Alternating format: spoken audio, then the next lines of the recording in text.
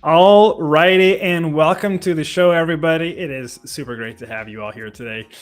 I did it last time too, where it's like 4 minutes on the timer, and then all of a sudden, pop, it just goes live because we do not have those extra 4 minutes to let go to waste in terms of getting the show started.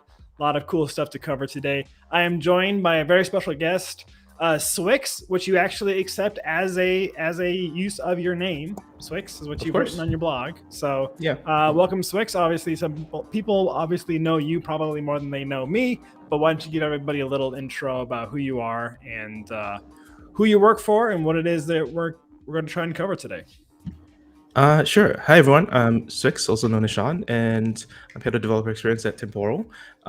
We are a workflow engine, which is one way to put it, um, which means that we combine databases, queues, and timers to give you what is essentially a durable function, a function where the state is stored at every point in time so that you can write long running logic in a single function. And that looks pretty magical. It's a pretty interesting way to basically do anything from like human in the loop background checks to distributed transactions like Coinbase does. Or infrastructure automation, which is another huge use case for us. But I think today we're probably going to explore integration with in a data layer like Hasura, and that's something that people have mentioned about, talked about, but I haven't really explored yet. So I'm here to learn as well.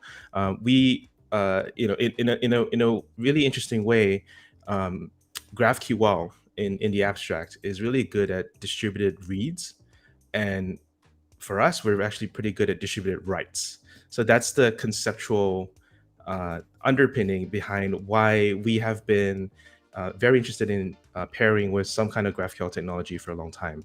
And so when you, Jesse, reached out to us, to me, I thought like this is a really good moment. Like let's actually test this out because we've only theoretically talked about it. We haven't actually done anything about it yet because we're so busy with like our core stuff. But that's the idea, that we have long running functions and we can do whatever we want with it. Jesse, you have an idea for what we're going to do today? Yeah, I do have an idea. Before we jump into that, because there's a whole lot in that little intro there that we need to unpack to, Okay. to All right. talk Sorry. about. I jumped ahead No, too no, fast. Yeah. it's all good. But so I'm gonna just do a quick thing because if I don't share this little bit here, I will actually have a coworker fly to my house and actually use a baseball bat to harm me.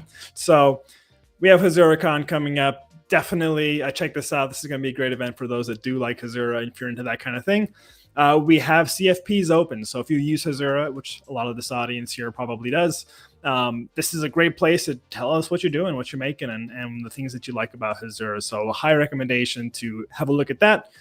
Fill out the CFP, and we would just love to hear your stories at HazuraCon this year. So super cool stuff. But yes, that brings us then to talking about not this terrible UI. It brings us to talking about Temporal today. So let's go ahead and go to the homepage here and have a look at it. This is the docs. Let me just go ahead and go to the homepage. So like you were talking about, workflow platform.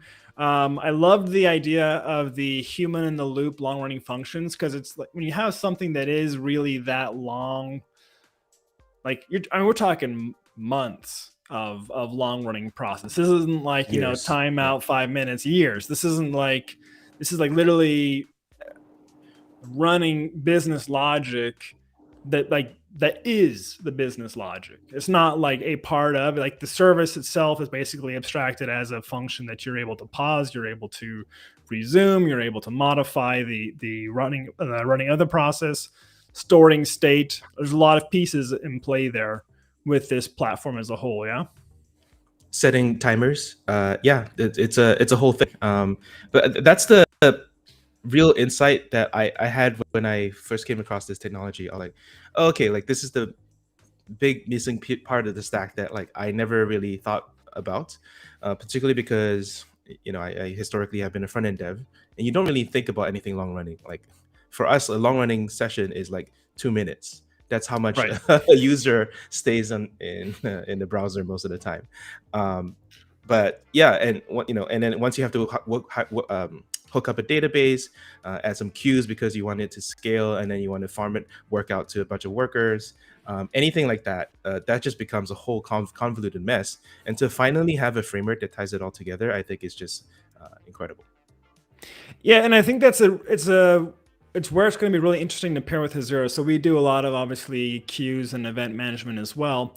And I think that when it comes to architecting your application, there's a lot to be discussed in terms of sort of isolated states, if you will. So Hasura is great for a lot of like customer owned data, product, like something where you're building from, you bring your own database, you're building on top of everything that you've been having in the past, and you're trying to now get APIs on that.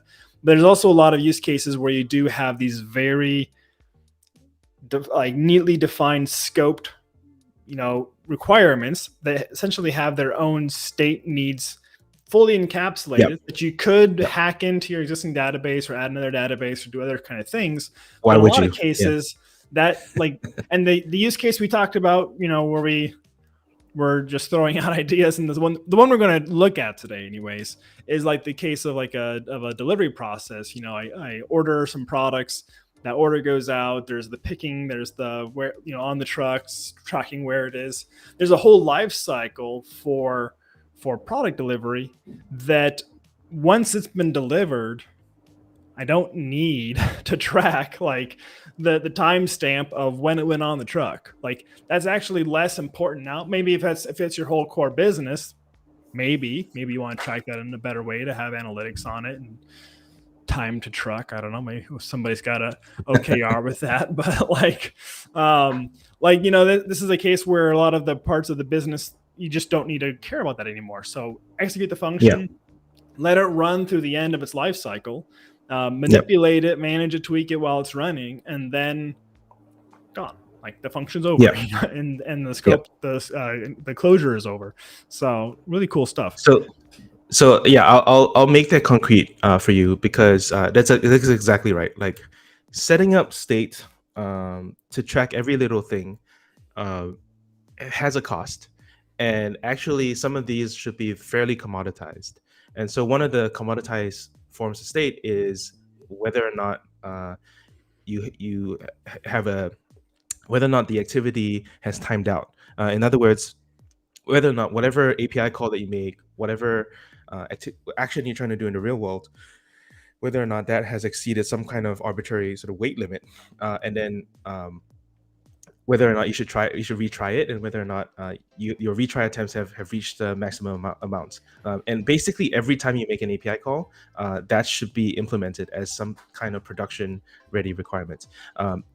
Any retry attempts, any timeout feature needs a durable timer set. So if you scroll up a little bit in the screen, that's what Temporal provides by default, right? Like here we're executing a send email activity, and this send email activity has a default timeout and retry policy that is included. We do encourage you to specify some kind of timeout so that you don't take us for granted. But that doesn't have to be set up in Hasura, right? That state should not be tracked in Hasura, because like it's just like a different level of concern. It's just about the reliability of the underlying API calls that you're making to the outside world. So that's something that Temporal does really well, and then you can broaden out from there to like, all right, this is one instance of a durable timer. What other instances of durable timer are there? How about if you need to respond to human input, and you need to block execution until some human input is received, and then you need to reevaluate some condition and then proceed with the rest of your work. So some part of that does overlap with Hasura, but the durable, persisted, massively distributed timer is something that Temporal is really good at. Yeah. Well, I mean, that's as far as we've gotten in our talks. So let's have a look at what we can actually do with these magical bits here. I'm really curious to see what we can actually accomplish here and get with it. So I'll run through. Because of the timing and things, I've set up a few pieces ahead of time, because We just sort of needed the extra time here. Let me go ahead and open up Hasura here, just so we have kind of an idea of what's happening under the hood here. So we've got just a basic Postgres database for kind of a swag store sort of model. We've got products, we've got SKUs, we've got orders, order items, users, warehouses, basically everything you could kind of imagine. And they're all connected, so you can use the GraphQL bits to be able to query through them. So we've got order items, SKUs, all the way down to the related product itself. So we got the relations. This is not the Welcome to GraphQL show, so everybody should be pretty familiar with these kind of things. That being said, it's so fun to play in GraphQL anyway. It is fun. What we do have set up though is on the Hasura side. Then is I've got this connected to a really thin application wrapper.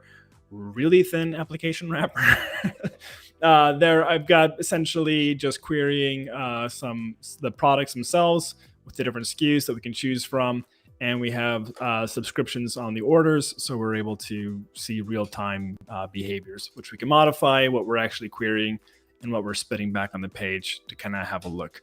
I have some buttons down here that I have not yet hooked up, but these are some potentials where we have like a pick, package, ship, on truck, 3 stops away, 2 stops away, 1 stop away, some theoretical life cycles of the order itself.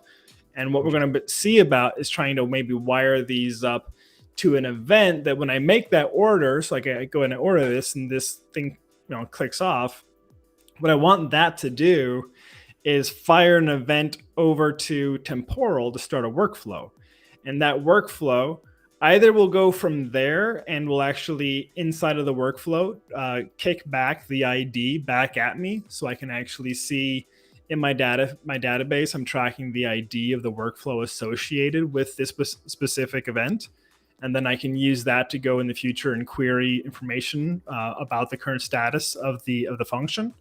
Or we'll figure out what we want to do in terms of connecting those pieces out. But that's the Hasura interface.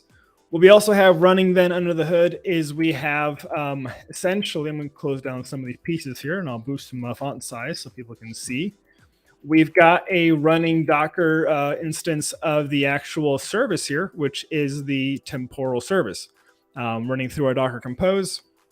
And inside of source here, we have our workflows. Let me just go ahead and close down my console there. So we have like the top level, we have our workflows, which is basically kind of how Temporal defines what a workflow looks like. And just to kind of connect this for the full picture, I've fired off one manually, and there's a web interface to view the actual workflow status. Here it is, where you can actually track and say, okay, what's the current debugging and seeing what's happening with the individual workflows. Does that all sound about correct so far? Yes, sir. All right. So what I've done additionally on top of those pieces, because 6 days ago, one of your colleagues released this one here. So REST APIs for temporal workflows. And so this is a library. What's that? By the way, that's Val Karpov. He invented the mean stack, if you did not know that. Oh, really? So some guy, just some guy, person. Exactly. Yeah. Wrote this library. But this is really cool. So basically, what it allowed me to do is taking the entire infrastructure of what's set up, and then using a simple bit of Express middleware, I was able to wrap all of the workflow handlers that are exported, and be able to get something like a simple REST endpoint here. Oh, you got so far. When I fire that off, that's great. Yeah, I'll be able to see. Let me refresh this page here. You have to refresh it. Yeah, we're working on a live refresh UI right now. But subscriptions, man, it's very cool. manual. Cool stuff, man. I know. But yeah, so we have 2 workflows running, and we can kind of mess around with. So what the ideal case is here is to see about creating a workflow. So we need to do some modification of the workflow code of how would we sort of define something that would at least allow us to, if nothing else, add 2 states. workflows created, and then maybe just like a ability to say delivered would kind of be like a way to sort of isolate the scope. Maybe we don't get all the different individual steps at the moment, but we could at least at a minimum be able to see, okay, the workflow started, and then we can mutate the function. Like the brain starts Signal. to go a little weird when you're talking about temporal, but be able to modify the like complete the function, if you will. So those would Sounds be some good. things to have a look. So let's go back to the code, and you tell me where I should kind of have a look at first here. So I have the basic query, or the what project was this one? This was the what was that one called? This was the unblock or cancel base project. Yeah, I figure I should probably explain a little bit of this code to people who are maybe not familiar with it. Yeah, thank you. Very classic developer advocate move. It's like, let's get rid of everything, all the noise on the screen. Let's increase the font size. I know you've been well trained there. You have the right instincts there. I always have to tell engineers to do it, and they're like, "What? It looks fine on my giant, massive screen." Okay. Don't know how to write it. I know how to show it. So this is an example of workflow code, and we call this a very fun and interesting generic name of unblock or cancel. Probably need to find a more intuitive name than that. But essentially, this is a long-lived function with some state there. So for example, like let's just walk through the function step by step. So first of all, we set is blocked to true. Then we set some handlers. We'll talk about that later. And then we enter a try catch area, and then we say await workflow.condition for is blocked to be false. So what that means, what that condition API means, it says like this workflow, this function is going to execute until line 12, and it's going to block execution. It just means it's just going to stop executing until is blocked is true. Until is blocked is false. And under what condition is blocked going to be false? It's when we receive an unblocked signal, and that's what's happening on line 8, and that signal is defined up above in line 2, I think, or line 3, and basically some external body, some external client has to send in a signal called unblock, and that will run that handler on line 8 saying is blocked equals to false. That turns the state inside of this function. It's kind of like React and React hooks that turns that state into that is block state into false, and that reevaluates the workflow.condition on line 12 to be true, and then it unblocks and continues on. So then it continues on to line 13. This is state machine syntax, right? Like just basics, like using strings to declare state. It's all strings. Could be this could be anything, or yeah. Temporal has anything in there, JSON or anything, or absolutely. Yeah, absolutely. It's completely up to you as to like what makes sense for your business logic or domain. Temporal has a state machine internally, but it's not exposed to you at all. And we can talk a bit more about that. But essentially, there's like 40 events, and there's a number of states that match up to each of those events, and that's about it. It's actually not that complicated under the hood, but the coordination to make it a distributed system and to recover from failure is the complicated part. So while the function is blocked on the workflow.condition, it's actually not running. Like you could take the machine down, you could take temporal down, you can take any part of the system down. It's already persisted and stored to the database that is behind temporal. So for you, it probably is Postgres, could be Cassandra, could be MySQL or SQLite. That's the rough idea. You have a long running condition. You have a long running function that can block on arbitrary conditions. You can signal data in, you can query data out, and then you can use typical programming language constructs like try and catch and promise.all and async await, anything like that to simulate what's going on. So that's the explanation, I guess, of this code. Yeah. Let's try to signal one of these using that REST endpoint. So we have a couple of these that are running, and if we click on one of these, we can see the status. Right. So it's blocked. It's so if you look at the history, history tab, it started that execution, and then I think if you head to summary, summary on there up there. So there's a task schedule, but it's kind of like just waiting for a signal to come in. So once we signal, you'll see that my light just fell. Once we signal this workflow, you'll see that this history gets modified, and it's an immutable log of everything that happens to your workflow. So if anything goes wrong, you can actually audit what happened, and that's a that's a nice feature to have seriously. for a distributed system. Yeah. Okay, so So you had I the think we're REST gonna endpoint, signal- right? Yeah. Exactly. Yeah. So we need to grab the workflow ID. I got it already. Yeah. And so Oh, basically, this would be the signal here, right? So, well, yeah. not increment in our case, but it would be unblock, Unblock. I guess. Yep. Yep. Yeah. So we can take that over to Postman. And it looks like we need to wherever- put. Yeah. It appeared to be a put, right? Yeah. So we'll Yeah. go to the not workflow. So we'll do this, and then we'll do unblock. I think it's lowercase. Is it because Lowercase. some of them actually were using camel case? We could find out. I think Yeah, well, it's in the code. flattens It's it like, anyways.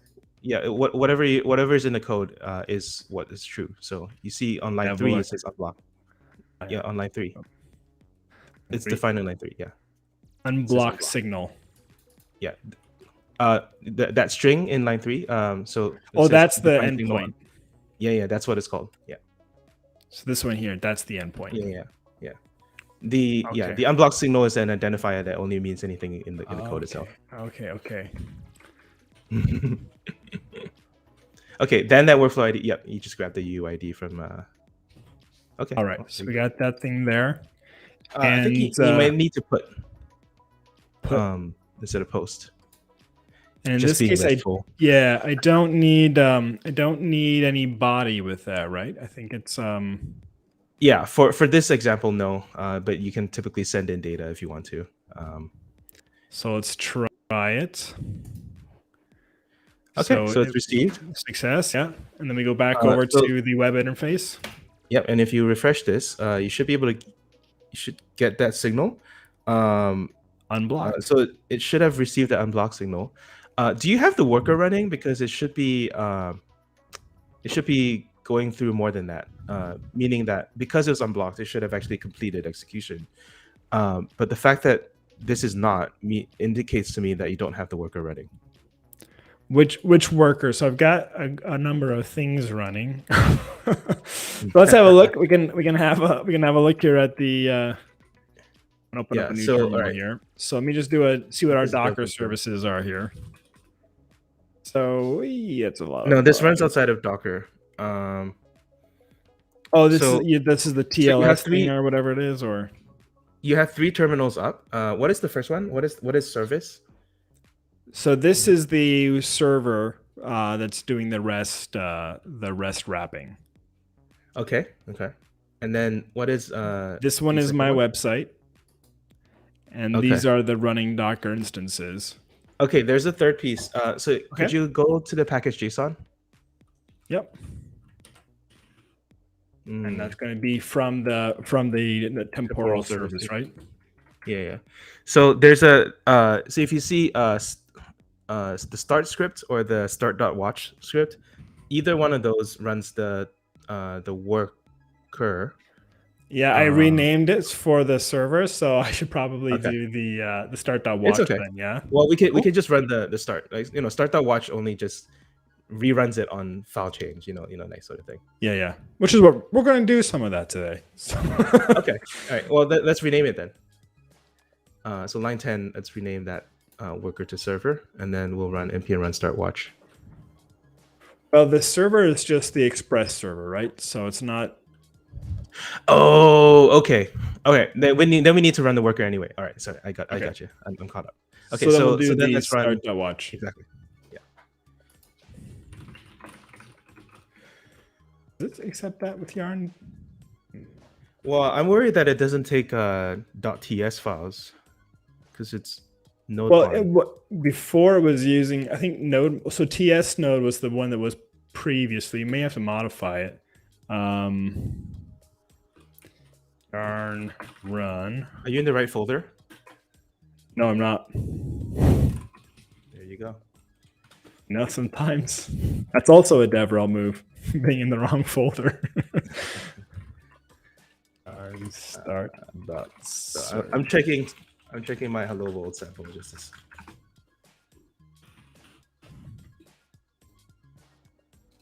So it. Okay. There's a known mon config that runs TS node under the hood.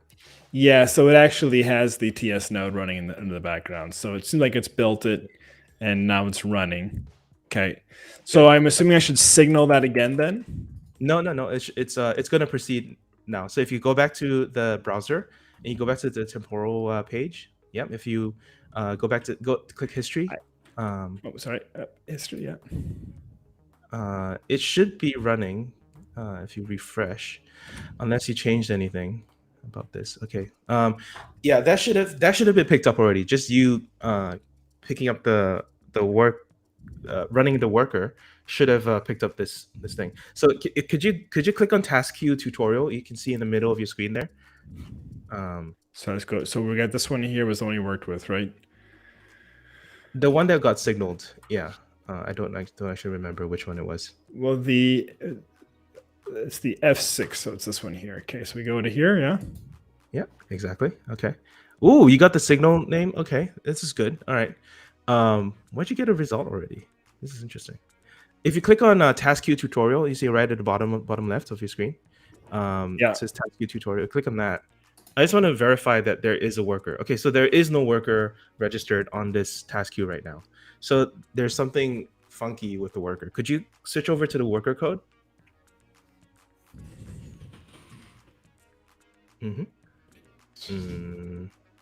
Yeah, okay. You see there on line 6, it says task queue signals queries. That's on the wrong task queue. So it needs to be a tutorial, right? It needs to match. Yeah, exactly. So there's like a sort of three-part model to how Temporal works, right? There's clients come from your app, it sends data into Temporal server, and then workers listen to Temporal server for work to be done. Oh, you see all those things that got printed just out? replayed there. Exactly. Yeah. So the first one, 8A042BAE, that's the first workflow that you ran. The first one I ran when I was trying to see if everything worked. This was the one we ran together. Exactly. And then we unblocked it. Yeah. Exactly. So the moment the worker came up, it's able to pick up where it left off. Like, so essentially what we had was a system outage the entire time we've been streaming, right? So now you have your worker up. Now it's able to process work live. Interesting. This is quite a bit of tooling here, I gotta say. That's actually very helpful. This is exactly why these logs, like why this kind of tooling helps, because this is something that in a distributed system, like this is exactly wanting to know. It's not just, reboot and see if it works this next time. And then we have status completed. Yeah. Exactly. So now it's done. So we've successfully signaled a worker, but to me, the more important thing is we have shifted paradigm here. A lot of the times when we're in a serverless environment, a lot of times when we're in when we're just messing around with Firebase or whatever, we're very event driven, and there's nothing on the server side that has a concept of forward motion. And to me, this is a very conceptual thing. Every framework has at its core some kind of underlying event loop or game loop, or in Temporal's sense, a work loop that actually checks for new work to be done, and then goes and does it whenever that work is live. So you saw that example of forward motion, right? The moment the worker came up, they're like, oh, I got these 3 things I got to go do.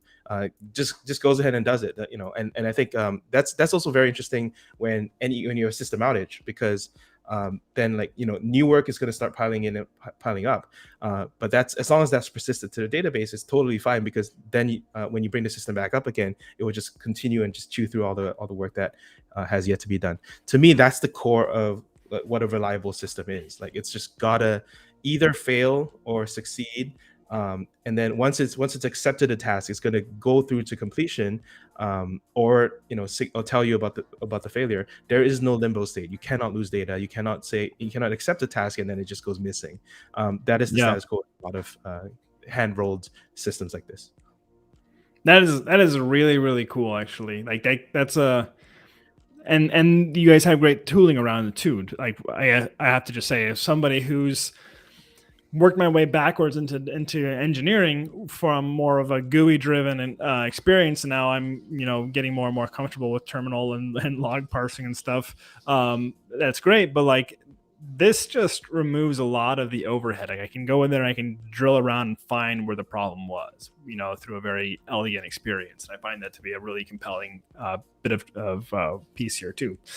Well, it could be better. We don't want you to keep refreshing the page. So next round. We're working on it. Yeah, there's a new UI in alpha. People can go try that. But this is the nice experience right now. Let's see if we can go ahead and create a workflow that would sort of mimic, the order created idea. And so basically it's in fulfillment, if you will. We'll make a fulfillment function, a fulfillment workflow. And then we'll have an ability to trigger delivered. So we'll kick off a fulfillment workflow, and then that's running and running and running and running.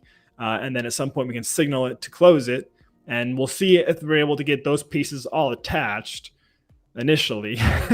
and then we can see if we have time to iterate maybe like a status or a state or something happening inside of the function from there. Totally.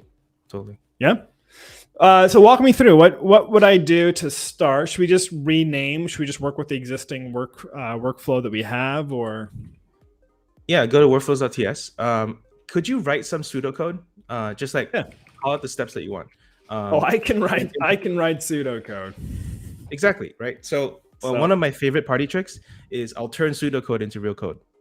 But you got to start with your pseudocode. Everybody. So we'll do something kind of like create our start fulfillment, and then that gives us sort of I'll do this actually inside of a block comment so we can write as much as we want.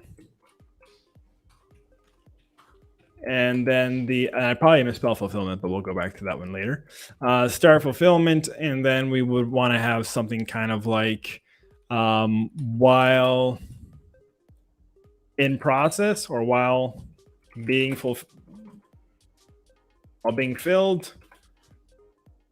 wait while being filled, probably. And then if filled, end. Something kind of like that, or did you have something different in mind? Well, I almost want you to go the whole way. Like, you have like 3 different steps in there, right? Just let me know. Like, just kind of throw it in there. You just want me to start actually writing? You want me to actually start writing a function and see how far we get? Well, no. You had some steps, right? You had like step 1, step 2, step 3, like being on a truck, that kind of sort of stuff. Like, yeah. Okay. Yeah. So we have a doc on that. Let me just pull that up. So we're gonna go for the whole gusto. All right, I like it. So we're gonna go with because all those are the idea. Yeah, I want to make it clear, like it's actually pretty easy to do that. Okay, so we will say like wait for picking, wait for packaging, wait for shipped, and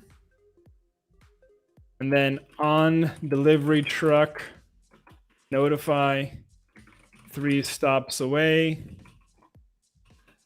We'll do like this. We'll add some action words here. When on delivery truck, notify. When 3 stops away, notify. When 2 stops away, notify. When 1 stop away, notify. And then when delivered, notify and end. Fantastic. So that sounds like a lot of steps, and I understand your apprehension. But this is Temporal. Sorry? So I do have apprehension. So show me the magic. Yeah. So let's turn that. That's okay. So I mean, that's kind of the point I'm trying to drive home, right? Like, we are the sort of state manager for this process that you've sort of defined, and it's all within a single sort of top-down line of code, but this can be long running. This can take minutes, months, days, whatever. Yeah, so you're doing exactly what I would do, which is exporting. Yeah, just kind of defining the function. I personally don't really care. Yeah, just name it whatever. Journey maybe would help. Customer journey. Yeah. Fewer Delivery process. There we go. Okay. Right. And then we have it's a function. Yep. Okay. When you define that it returns promises and stuff because it's TypeScript, or I mean, it doesn't really matter. I personally don't care. Yeah, it'll complain, but it won't stop. Yeah, exactly. Well, so like if you have to return a value, we do have the ability for the function to return a value, but most of the time, well, I'm not going to say most of the time, but for this purpose, we're not going to need it. Okay, so now we're going to wait. Yes, I probably need these things. Probably some query handlers for the current status, or yeah. Well, let's define some state first, right? Let's actually do some fancy TypeScript. So all those states you have like 1, 2, 3, 4, 5, 6, 7, 8. All those states, can be defined as a type. It's up to you whether you want it to be like strongly typed or not. But let's just say like let state equals to started or something, and then that's a string of started, exactly. And then so. When the picking, so then we're going to define a whole bunch of queries. So you can just kind of copy and paste that. We're going to define a whole bunch of signals. Signals. You just copy and paste that above. You can paste it inside of the function. Outside doesn't really matter. So and in fact, it's kind of like this, basically. Exactly. Yeah. And in fact, like signal. Yeah. Sorry. Yeah. Exactly. I hit myself. No, you're fine. You're fine. Let's do it this way. Pick it. We'll do it like we're gonna do the cheater picking, packaging,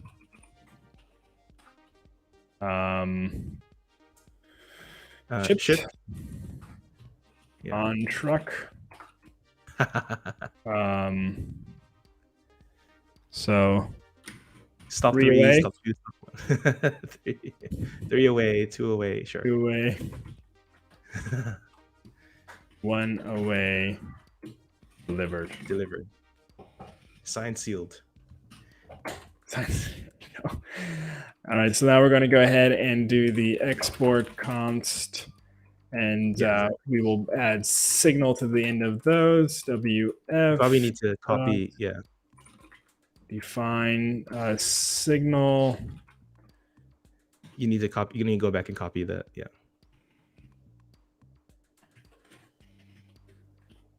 Nice job. You've typoed signal there. I've where? Picking signal. Mm-hmm.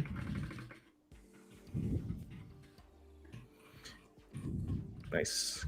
Good catch. I like you code the same way I do. I use multiple curses all the time. I don't know how I would do anything else. Yeah, exactly. So right now, the only reason we can actually define all these signals in line. So this looks a bit verbose. The only reason we're doing this is because we want to export each signal individually, so that temporal as a REST endpoint, right? Yeah, exactly. That's the only reason we're doing this separately. If we wanted to, we could define it in line, but then it would not be visible to temporal REST. Okay, so now we have to wait for picking, right? So the best way to do that is to use the workflow.condition API. So you already saw that below. It's wf.condition. You imported wf from temporal up above. I think that was your line 1. So you can always just copy that. Yeah, exactly.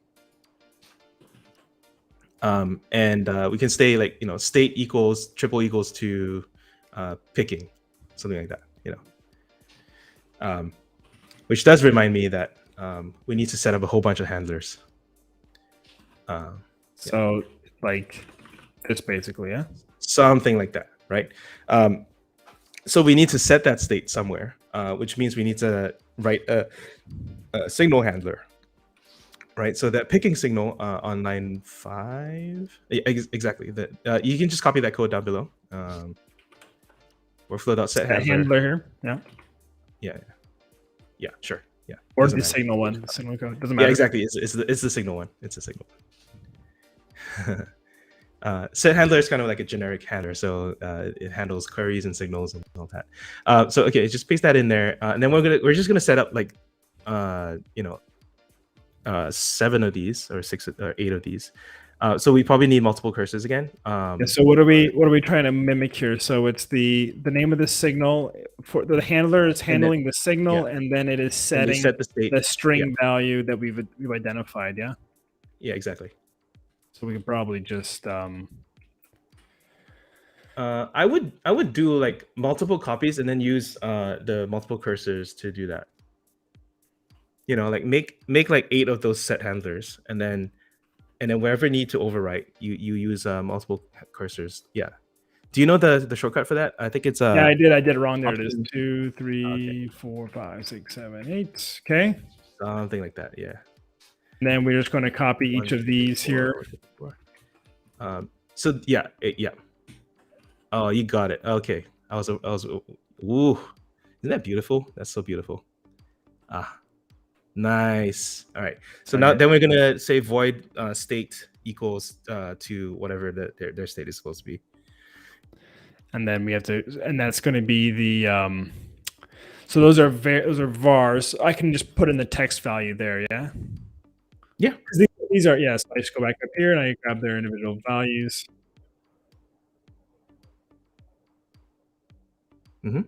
Works. Terrible. I had background music running. Yeah. Nice. One of the reasons why I like Restream. I am being terrible though, and I did this last week too. This happens when I'm coding. Let me check chat real quick. Oh no, yeah. People saying hi, Will, hi Arjun, hi Edward, and there's some Russian fella. That one might be a hack. Might be well, it's formatted similar to spam thing we've seen before. Okay. I'm not sure. I want to be careful because I don't speak Russian. Multiple cursors, yeah, Arjun, yeah, absolutely. All right, so we've got the. I think I've got an extra parentheses somewhere in that, but maybe I don't. No, you're fine. You're fine. It's because of the void, and you're only doing the void to make TypeScript happy. You forgot the state. I do have to fix this real quick though, just because that's going to drive me crazy. So you have to set state equals. So like set state in there. Yeah, exactly. So do multiple cursors again. And then state equals to those things. Yeah, exactly. State equals. There you go. There you go. Okay. All right. You're good. You're good. All right. So now the final step.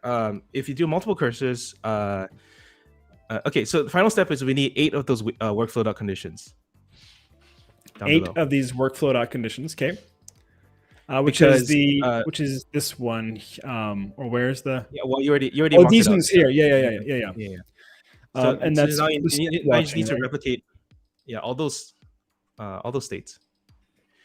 So Arjun has a question. So question for me, Temporal looks awesome. Is it only for big companies or could a solo dev use it? Oh, it's such a common question. For the hosted Temporal, that is going to be big companies only or whether it be a hobby tier. Thanks. So yeah, Temporal started at a big company. It was started at Uber and it's adopted at a bunch of very big names that you can see on the landing page. We have smaller companies using it. So there's currently a 3-person company going through Y Combinator using us. They have like 17 customers. Like that is a pretty small company, and they use us for their work as well. Ultimately, it depends on whether or not you have the right use case for us, and do you have the DevOps knowledge to self-host or to work with us as well. So what I would say is hosted Temporal is going to have a free hobby tier. That's something that we're very passionate about. Right now, however, we're only taking on big companies. So Snapchat is a customer, Qualtrics is a customer, those kinds of companies, publicly listed, like multi-billion-dollar companies. I would say you can wait until the end of the year for the free hobby tier that we're going to be launching. And in the meantime, you can work with render.com if you want to self-host, or you can self-host on your own Kubernetes instance or whatever other hardware that you have. We're not opinionated about hosting infrastructure. So that's your answer, Arjun. We would want to serve you in the future, especially solo devs, because I'm a solo dev myself. Like, I have ideas I want to hack on, but right now we just are going after bigger customers for now. Okay. Yeah. So like, look, like all these await conditions like are blocking. Like in other words, like they're persisted, like they wake up and proceed the moment that the state has been changed. And for you, the state changes based on signals. The state could change on any other thing, for example, timers, for example, counters, anything like that. But for us, like we've just set up a simple state machine that is durable, and can perform arbitrary logic, right? Between any of these awaits, we can perform like a log, we can perform a notification, and probably that's the last bit that we want to do here, right? You want to notify. So if I look at line 43, 44, you want notifications in those things. So yeah, what we might be able to do is put like some sort of a behavior, maybe that we actually write back to Hasura. So we might have a signal where we do something, but then we have the subscriptions on orders, so we can kind of have the fulfillment process happening, and then as soon as we get that delivered, then we're able to say, boom, we're actually shooting it back now to.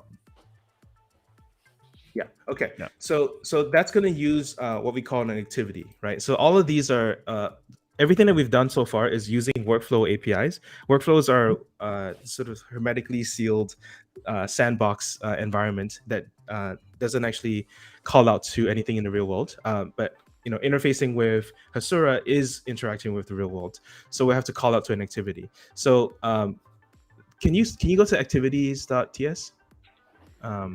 Activities.ts. Yes. Do you have that? Did you delete that? I don't think I had it because I think the example that I grabbed didn't have it. Okay, yeah, that makes sense. That makes sense. Okay. Well, let's just write it.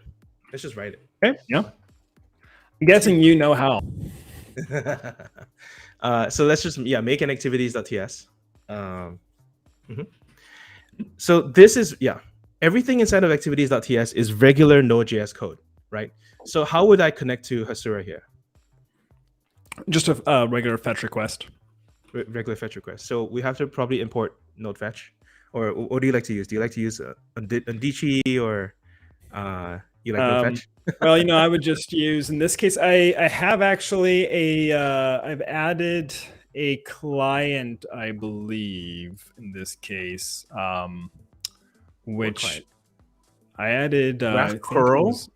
There it is, GraphQL. Yep, that's the one. What? I've never seen that. Okay, let's use it. It's a good one, and I can tell you why it's a good one. It's from Hasura. So we made it, but this is the cool one. So for people who like to hack on GraphQL, what's really cool about it is it's also executable. So you can run this from the terminal and be able to like introspect and run queries like you would curl, but be able to just do it straight from the terminal. So that's pretty cool. Okay, I'm excited. All right, let's do this. New library. All right, so we'll do the. I have this actually. From when I was working previously with the other client here. So we're going to go ahead and grab the client code here. I don't know what I would do without this extension, by the way. This extension looks sick. Pasteboard. Yeah, Pasteboard saves me so much time because I can then search my clipboard history. It's probably a massive security risk, but saves me a lot of time. Well, your defense is that you're working open source, so none of this is proprietary anyway. Right. I'm not even putting in headers like a admin header on this local project. All right, so we can go ahead and say import create. I assume that this is all being this is TypeScript, right? Yeah, so we can use import for our create client from whoa. What is up? Off by one error there. Should be about that. Okay. Did find the module. Do you have separate types?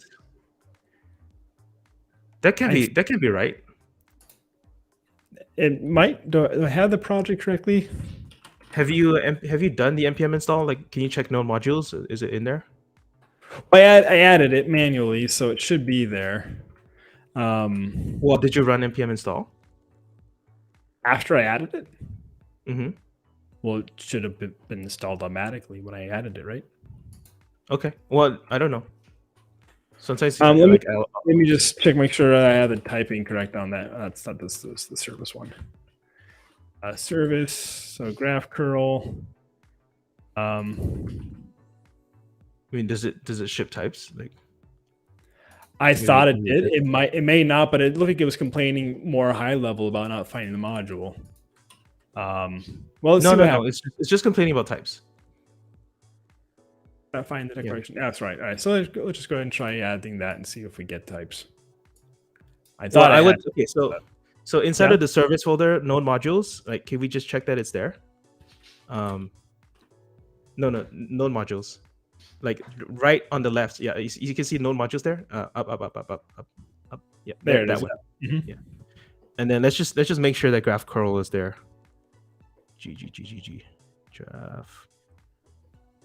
GraphQL.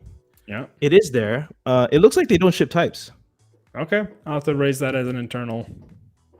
Ooh, naughty. Who did this? Okay.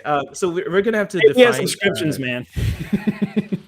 So we can just like define the module, right? So we declare a DTS file and then do the the client. This is literally the least of our concerns right now. We can just do the client pretty simple syntax. So this is just to have a all right. And then I'm going to add in the it's already running there actually, so good. All right, yeah.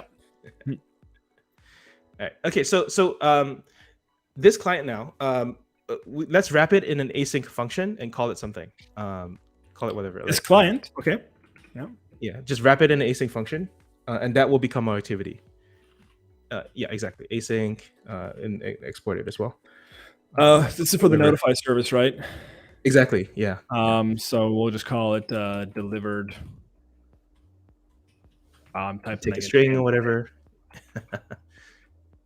And then we can put the client inside there. Okay. Exactly. Yeah, exactly. All right. Export that function and then also get the parameter to take a string. So this is going to be like our, I don't know, payload string, lowercase string. Yeah, exactly. And then like let's stick that in. GraphQL guy, it drives me nuts. Uppercase, lowercase strings, TypeScript. I know. So now your Hasura knowledge takes over. Client dot whatever, and then we're just gonna stick. So we're trying to do we're trying to notify. So what we need to do is we need to be able to find a way. Here's where we're gonna have to have something else to be tracked from our main function. We need the ID of the order that kicked off the request. So when I run the event, when I trigger it from Hasura, it's going to send the ID of what actually wanted it. So can I tell Temporal to store internally a concept of metadata about who called the workflow? Yeah, of course. So then we can, I'll need to pass in the ID here, which will also be a string. And so then we can do client.query. And then we'll do another query here. And this will be mutation. And in this case, what we're going to do is we're going to hop back over to Hasura real quick. And we're going to say on the API Explorer here. So we're going to go ahead and do a quick test to make sure we have it correct. We'll say mutation deliver order. And we'll give it an ID.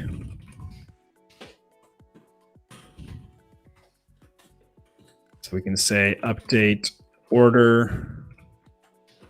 I'm going to have to also give it a new column because I don't have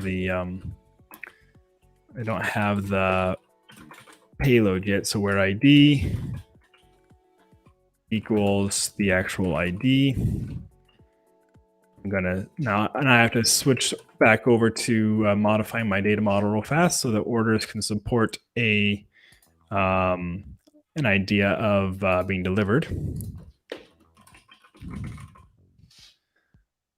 Type will be Boolean, and it can be nullable. delivered. Yep, good. Save that. So we added another column to our data model here. Now we come back over to the API, and we'll tell it to set. Not there. One level up. And we'll say that delivered. True. Okay. Yep. And we can just return the ID of the. What I should have done is this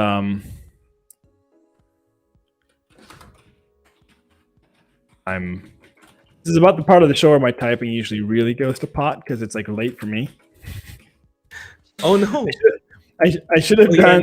You're in Berlin, right? Yeah. South, but Germany. Yeah, same time zone. Yeah. I should have done update order by primary key, but this also works just fine. So we'll just go ahead and take that one, run this back over to our code here, and then we can do variables, and we'll do ID. We can actually just pass that straight through like that. That should be a correct,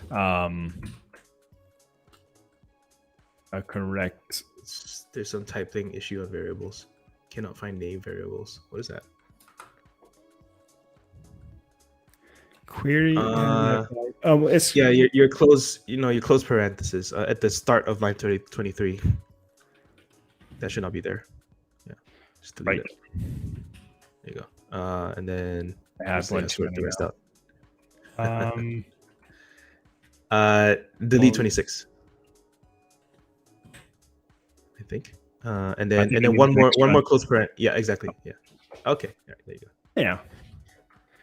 Okay, so this is an activity, right? This is us writing regular Node.js code to write that stuff. So we need to register this activity in the worker. So let's go ahead and import that activity into worker.ts. You have worker.ts open already. 1 second. So head to where? Worker.ts.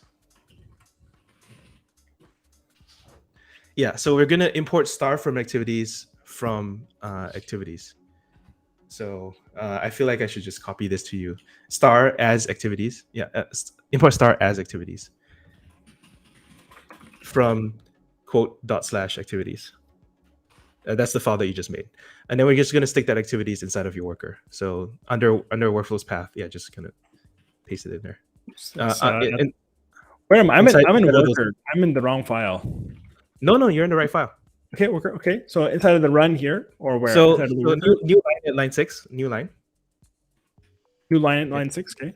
Yeah, and then just paste in activities. Yeah, comma, and then you're done.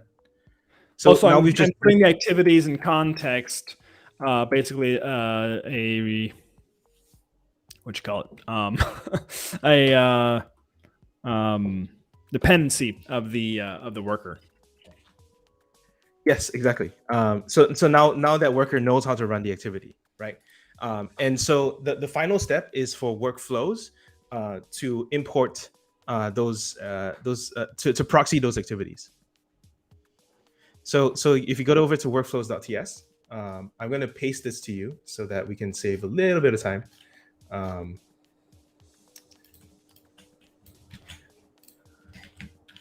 So if you go to workflows.ts. 1 second, we got somebody who's freaking out here about pasteboard. Let me verify the name of the actual. Okay. Paste. It's just called paste. It is a part of the. It is available as well with the setup or setapp library, which is like a curated set of all the weird utilities you could ever want for anything.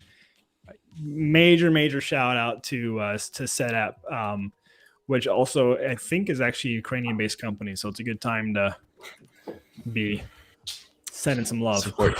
Yeah, exactly. Okay, I pasted the code that you need in the chat, and then we can call it there if we want. That goes to where? Just so we can workflows.ts. workflows.ts. And that comes into the top here, or? Yeah, it's an import. Yeah.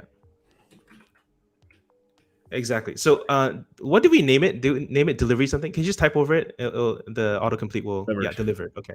So now we can take that delivered function, right, and actually call it right inside of the workflow that we ran. So if we need to notify something, let's say where do you need to notify? Can we call it from the UI, from the web UI, or no?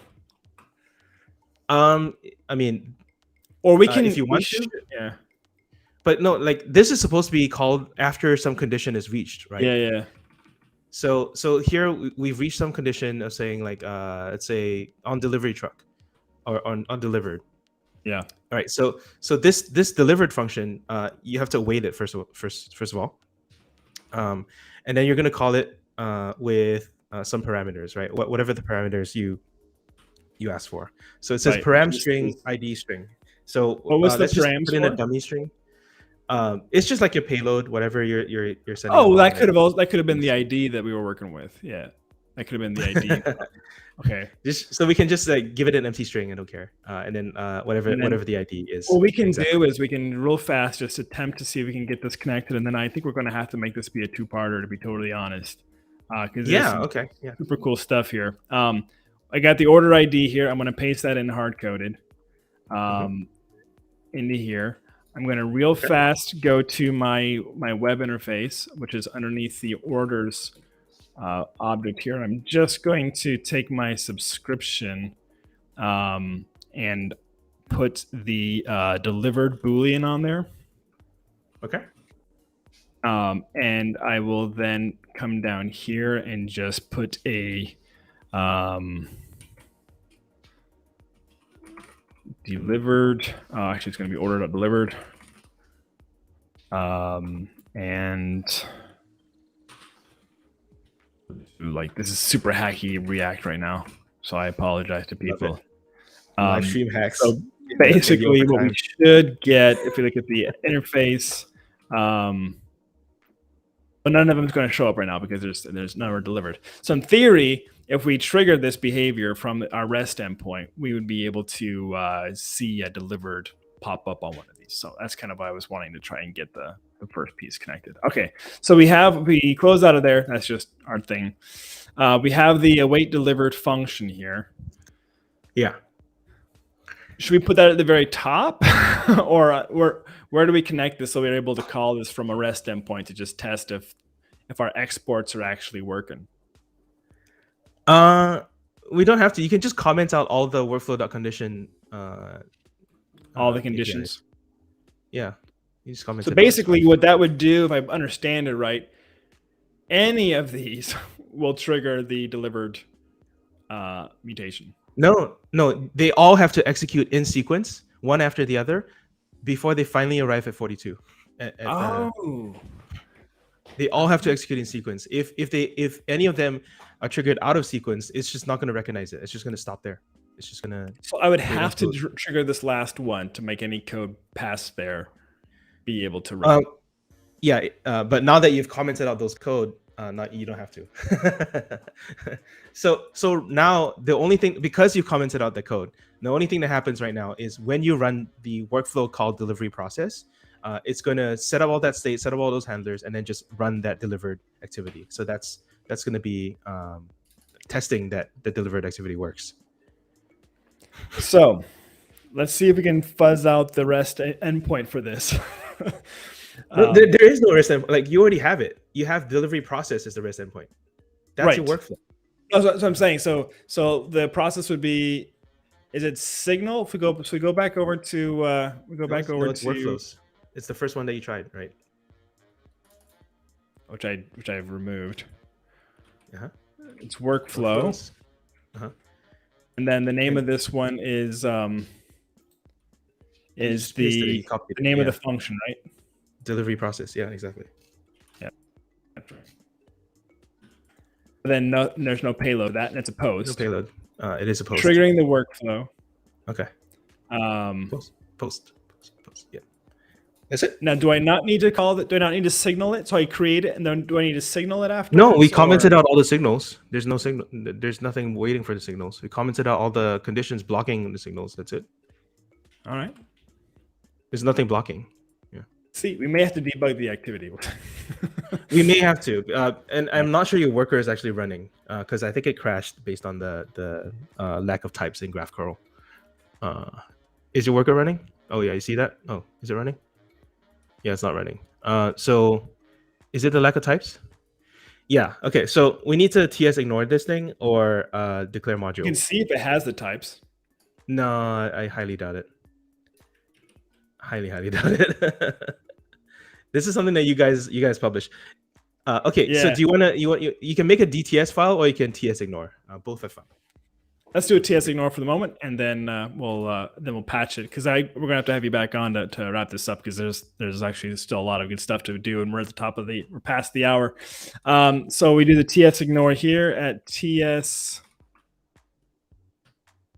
-ignore, and Yay, the worker's running. Put an AnyBird on it. All right. Good. So that should be now running. So we should be able to just call this, and it's going to basically just go past all of those handlers because the handlers aren't going to do anything. It's going to just run the whole function, which we'll call an activity at the end, which should in theory work. So there's an error. Cannot post delivery process. So workflow. Oh, did you might have to restart your server now? Yeah. All right, let's try again. It's booting up. Here we go. Hey! And then we'll see if it actually worked or not from the. Let's go back to the terminal. Right. Terminal. You can do that too. Let's look at the UI. Yeah. Mm-hmm. Okay. It's running. Delivery process. It should not be running. It should not be running. It should be completed. If you look at the history, so it's trying to get a workflow task. Okay. All right. Let's go back. It's something's timing out there for some reason. So let's go and check what it is. Go back to the terminal. Let's look at the worker. The third service, the third terminal, the third terminal on the right. Yeah, exactly. So something was handled as an async function outside. What is this? It's the I think it's my code. I think it's the this is an async. This is a promise. Yeah, but so what? Wait it. Yeah. Well. Okay. Yeah. If he received a promise and responds. Yeah. Yeah. All right. Well, it's my fault. I could have caught that for you, but then I was like, it's fine. It's not fine. All right. So we need to try running it again then, probably? It's supposed to retry. So if you go back to the browser. Yes. Okay. And if you refresh it, it's actually going to, if you head to summary. You see? It's done. Completed. It's already done. Let's go. Let's look at the interface. See if my code actually worked. Moment of truth. Well, what we can do is we can check the we can check the actual ID here inside of Hasura, and see orders. That is 10.10 whatever. This one here. Now, so it didn't deliver, but that could just be my code. So I'm gonna say, like, do you think we actually able to? Do you think we're able to? I don't know. That? This part is the GraphQL part that. Let me just. Yeah. Let's just try it real fast, because like if it works inside of the API Explorer. Yeah, we should have tested it inside of GraphQL. Exactly. How come we didn't test it? So you pass in the ID real quick. I can already tell that something's funky because it's not even detecting. Oh, is it malformed somehow? It's malformed. Yeah, it's not matching up. The